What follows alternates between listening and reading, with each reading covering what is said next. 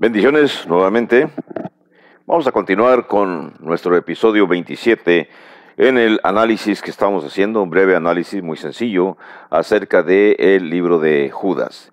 Todavía estamos en el proceso de elaborar un bosquejo preliminar. Lo vamos a elaborar para después tener ya todo preparado para la presentación de una clase que durará 2, 3 meses, 4 meses o las sesiones que las personas quieran para presentarlo a una congregación o a una persona, a un grupo de amigos o a cristianos, en fin, como decida el oyente. Estamos viendo que la defensa correcta es la teología que nos presenta Judas en esta sección. Habrá otros apóstoles, otros escritores que nos hablarán de otras maneras, pero en estos momentos Judas nos está presentando su teología. La palabra anatomía habla como cuando se hace la disección de un cuerpo para conocer los órganos internos y bueno, que la gente, los humanos, los estudiantes de anatomía puedan conocer cada órgano del cuerpo y puedan entender el funcionamiento de esos órganos. Cuando se usa la palabra anatomía, hacemos de cuenta que estamos diseccionando, estamos separando, estamos haciendo una síntesis de la teología de Judas. ¿Cómo presenta Judas, cómo habló Judas de cómo debe de tratarse el problema de las personas que ingresaron a la congregación según el versículo 3? Y lo primero que tenemos, que lo expliqué al final del episodio 26, es la práctica de la responsabilidad, la convicción personal.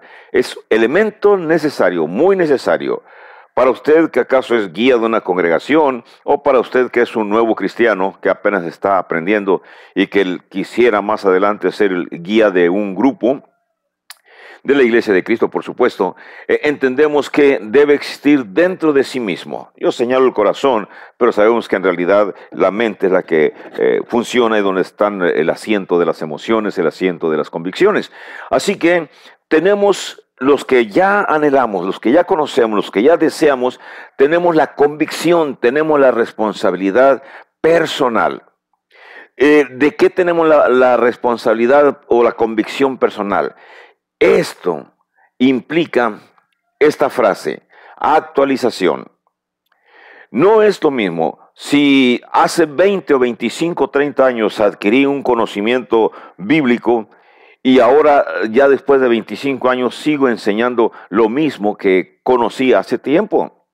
Por supuesto, la palabra de Dios es inalterable, pero conforme transcurre el tiempo, la metodología cambia. Voy a poner el ejemplo que está sucediendo en estos momentos.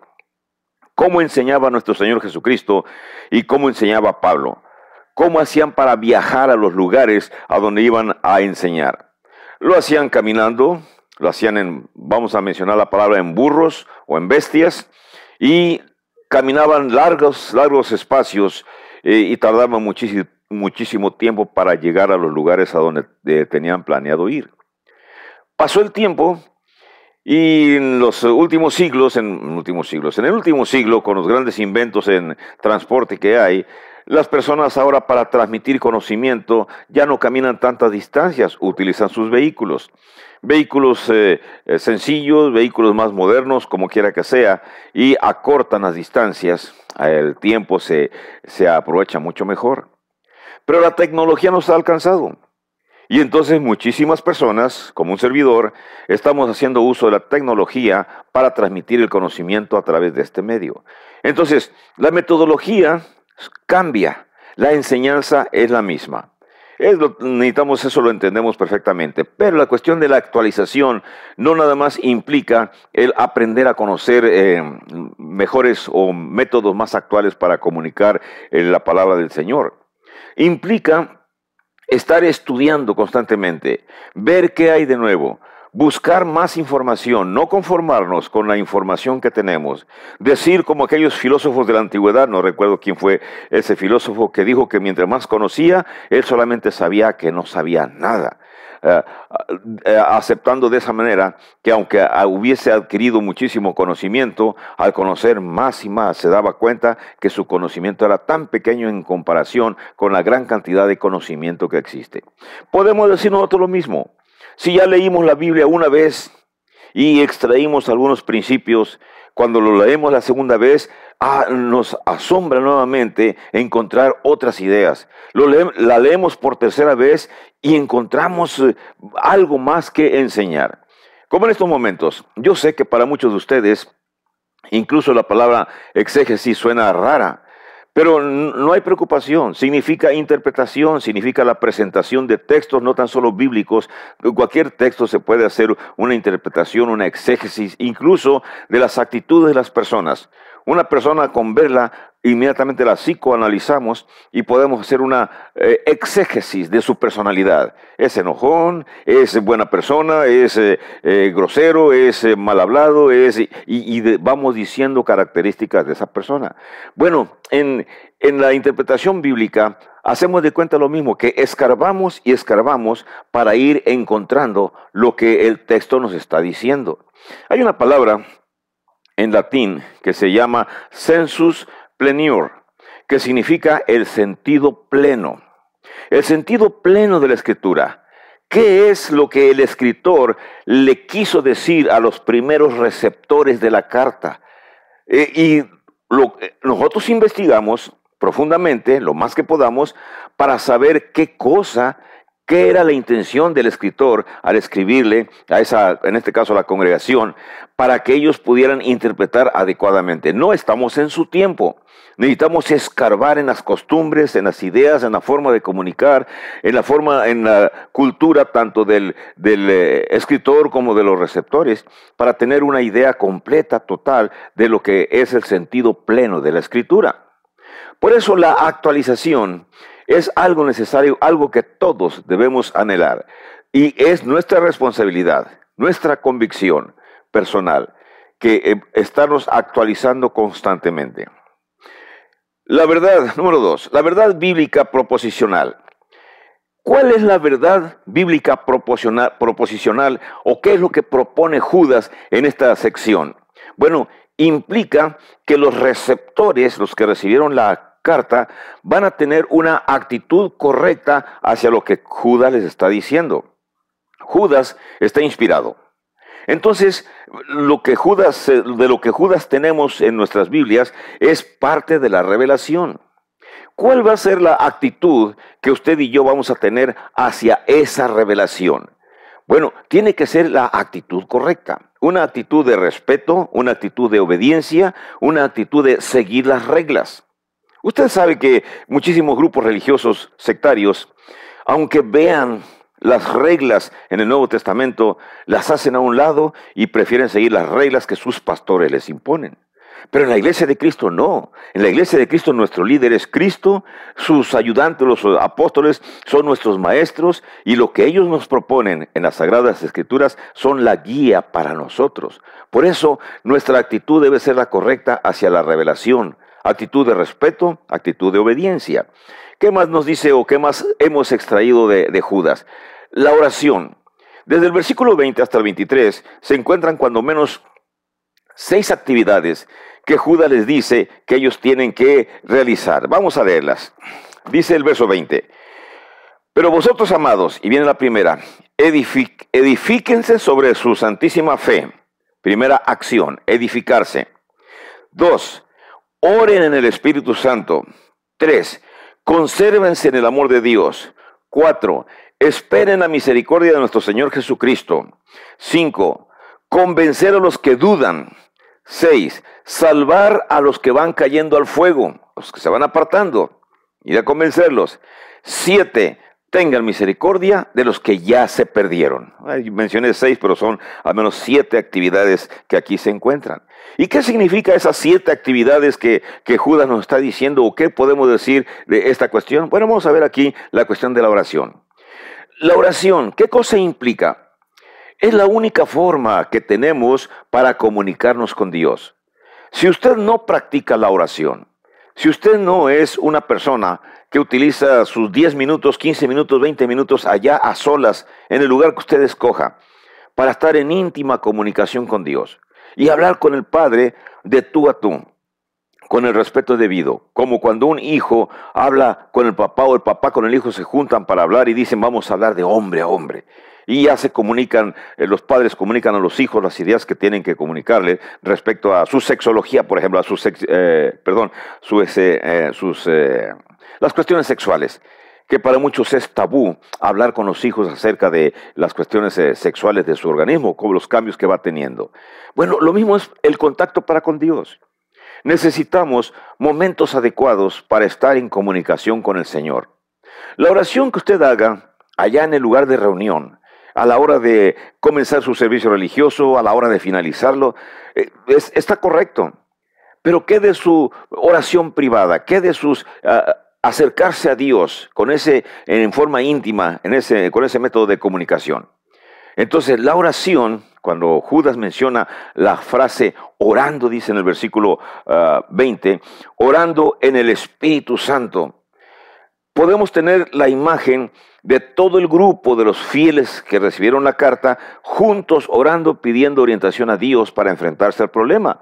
Pero también podemos tener en nuestra mente la imagen de cada uno de ellos en su casa, en su lugar, en su trabajo, orando, pidiéndole a Dios fortaleza y más conocimiento y sabiduría para saber resolver el problema que se les está presentando. Es lamentable saber, y bueno, usted yo creía, si es un cristiano viejo, sabe acerca de cómo se ha dejado de practicar en muchos lugares la oración. Incluso cuando visitamos casas de cristianos y les preguntamos, hay una manera fácil de saber cómo está ese hogar.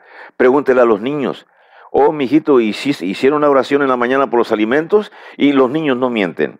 Van a decir, oración, ¿qué es eso? Y cuando oímos esa respuesta en boca de niños, hijos de cristianos, nos damos cuenta inmediatamente. Estamos haciendo una exégesis de la forma en que vive estos cristianos. Son cristianos en el edificio, pero fuera de su casa o fuera del edificio, allá en su casa, no tienen la práctica adecuada. Entonces, Judas recomienda en el versículo 20 la práctica de la oración, que implica estar en constante comunicación con Dios.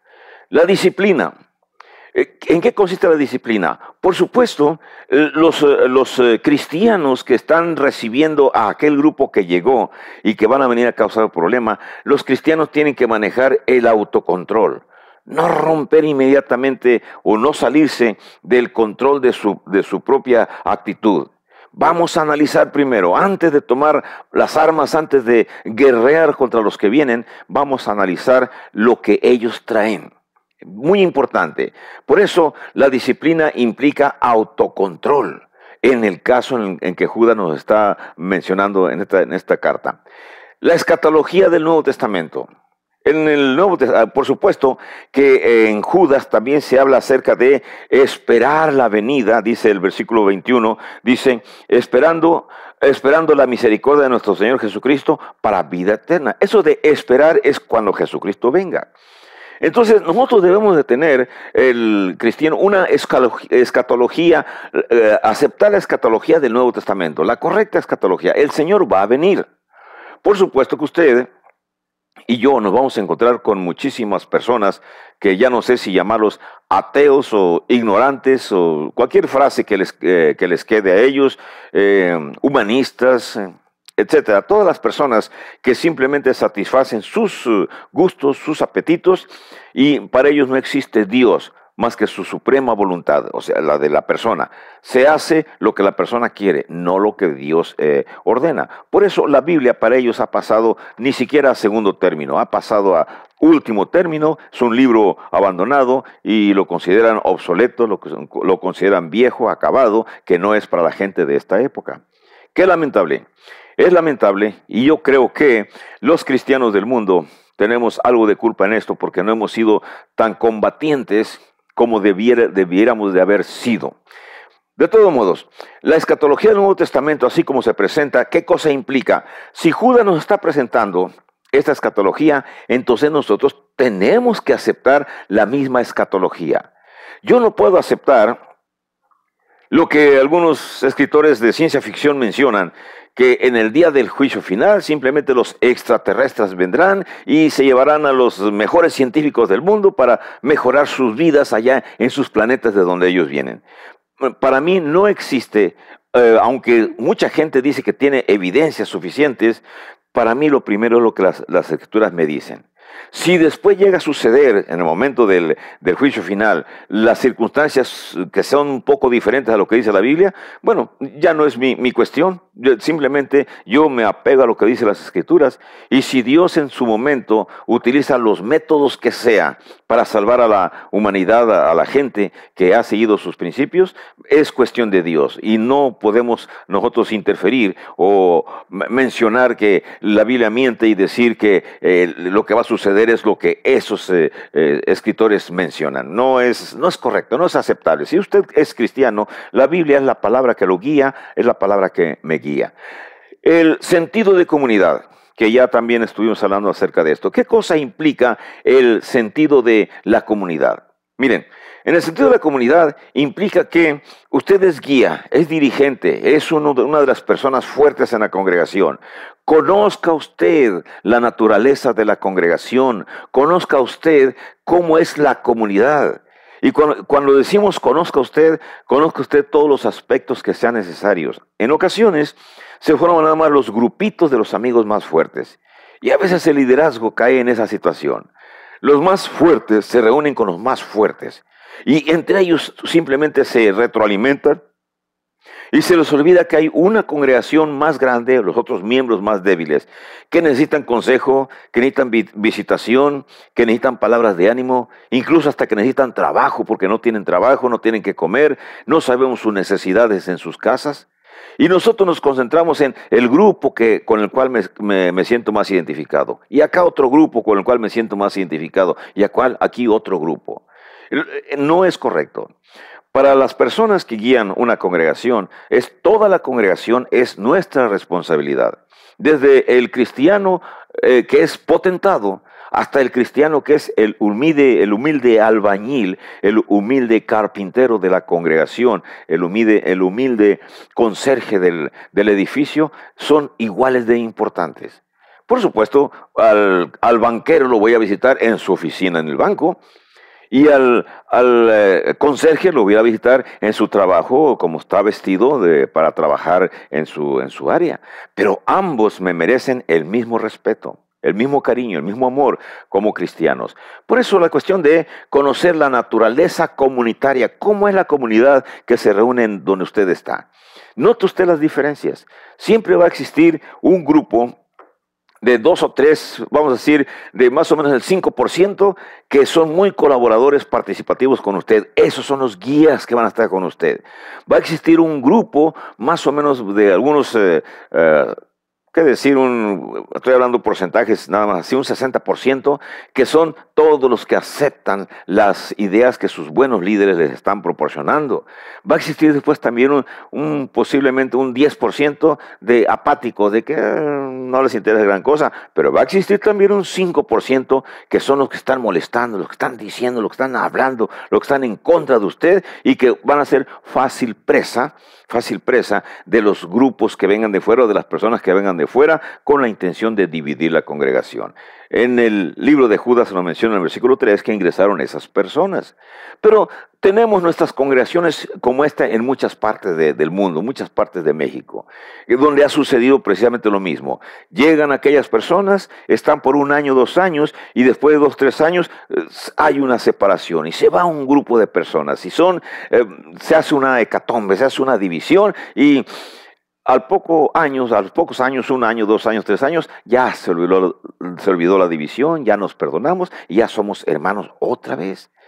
Está correcto, pero infortunadamente en el versículo 19, Judas califica a este tipo de personas, dice, estos son los que causan divisiones, los sensuales que no tienen al Espíritu.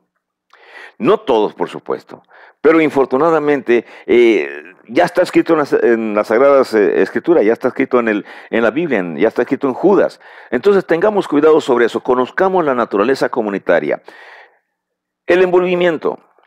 Cuando hablamos del envolvimiento, generalmente muchas congregaciones le dejan el encargo, le dejan la responsabilidad al hermano predicador. Si no hay ancianos, bueno, el hermano predicador y su esposa. Si ya hay ancianos y diáconos, bueno, los ancianos y los diáconos, y junto con el predicador o sus dos predicadores que tengan, ministros de jóvenes, etcétera, les dejan la responsabilidad. Pero en la resolución de problemas no es nada más cuestión de liderazgo de una congregación, de una iglesia de Cristo. Implica el envolvimiento de toda la congregación. Mientras la congregación conozca más cómo analizar las costumbres, la cultura, las actitudes de las personas que vienen, lo mismo que de las personas que nos reunimos, que tengan una capacidad de analizar. No todos los problemas son iguales. Si ustedes y yo notamos en los versículos 21, cuando les habla del 22 al 23, hay tres clases o los problemas se presentan, vamos a decir, en grados de menor a mayor o de mayor a menor. Fíjense bien. Primero dice, Judas les dice, a los que dudan, convencedlos. Ese es un problema menor. Entonces, simplemente personas que están dubitabundos, que están como que creen, como que no creen lo que les dicen los que vienen. Bueno, ahí tenemos que hacer el trabajo, toda la congregación. Todos los que tengan la capacidad de dialogar. Algunos pueden ir a aconsejar, otros calladamente simplemente van y le ayudan, le llevan un lonche, le llevan una comida, le dan una sonrisa, le dan un abrazo. No hable, simplemente el contacto físico ayuda mucho al que sufre. En fin, es una actividad. La segunda actividad dice que es un poco ya más difícil, es lo que dice, a otros salvad, en el versículo 23, arrebatándolos del fuego. O sea, los que ya están cayendo necesitamos sentarnos con ellos en uno a uno para estudiar las razones de su deseo de abandonar la congregación o las razones por las cuales está escuchando las ideas que les presenta el grupo o la persona o las personas que ingresaron a la congregación y que lo están convenciendo para abandonarlo y para formar otra congregación. Entonces, hablamos de envolvimiento del mismo líder y de sus compañeros, las gentes que están más cercanos a él y que le ayudan, e incluso de la congregación, de más personas que tengan esa habilidad. Y luego, en un grado más difícil, que es el 23 al final, dice, de los otros tengan misericordia, aborreciendo aún la ropa contaminada. Y esa frase, aborreciendo, da la idea que prácticamente a la persona que se va, que hay que cortarle la comunicación totalmente, porque ha caído. Usted y yo tenemos que analizar una situación para no caer en el extremo del odio hacia la persona que se va. Simplemente vamos a tratar de analizar mucho más a fondo y seguir adelante constantemente. Déjenme hablar un poquito más acerca de la palabra antropología bíblica. La palabra antropología, ya dije, la ciencia del estudio de la humanidad. Y generalmente los antropólogos son científicos, gentes que hacen excavaciones en lugares que aparentemente no hay rastros y encuentran rastros, los rastros de cómo vivieron, cómo existieron culturas en la antigüedad, y hacen sus mediciones y a veces son acertados, pero en realidad la gran mayoría califica esos hallazgos que hayan con una técnica que se llama del carbono 14, lo cual no es acertado, pero bueno, ellos manejan la cuestión de que el mundo tiene millones de años en existencias y nos presentan periodos que paleozoico, que mesozoico, que cenozoico. Dejemos eso. Nosotros tenemos nuestro conocimiento bíblico nos dice que el mundo fue hecho por nuestro Dios aproximadamente un poco más de 6,000 años atrás. 4,000 años que abarca el Antiguo Testamento y 2,000 años que llevamos ahora en la época del Nuevo Testamento. Entonces, 6,000 años para nosotros, si a Dios así lo dice, está correcto. Si en el futuro llegase a descubrir, morimos y nos vamos a la presencia del Señor, y entonces alguien nos dice, ¿no?, que lo que pasa es que para Dios 1,000 años es como un día y un día es como 1,000 años, etcétera, etcétera, y nos comienza a discutir, y etcétera, etcétera. No discutamos.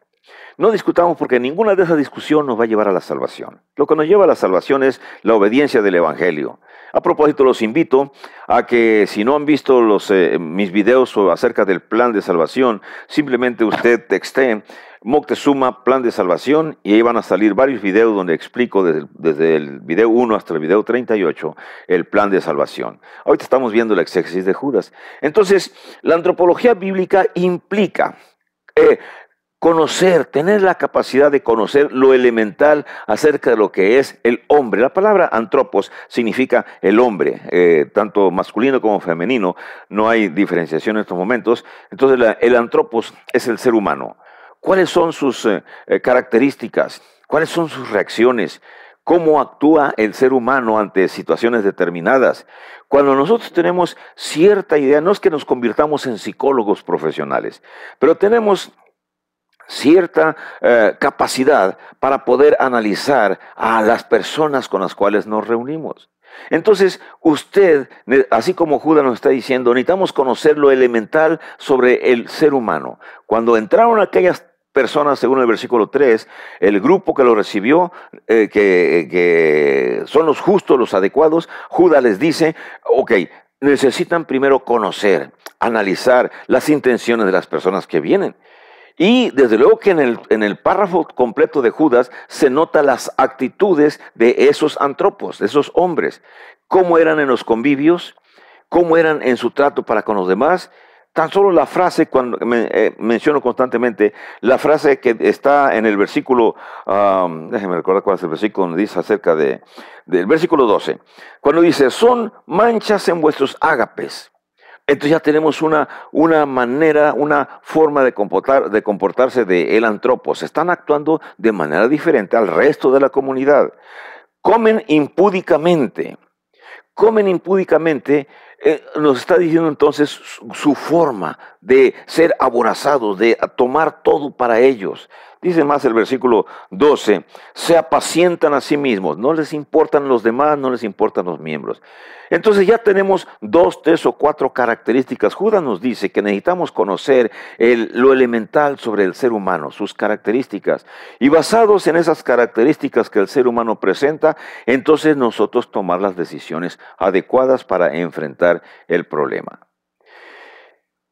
Nos veremos en el video 28. En el video 28 vamos a seguir hablando sobre estos temas. Tenga bendiciones y que la pase muy bien. Hasta luego.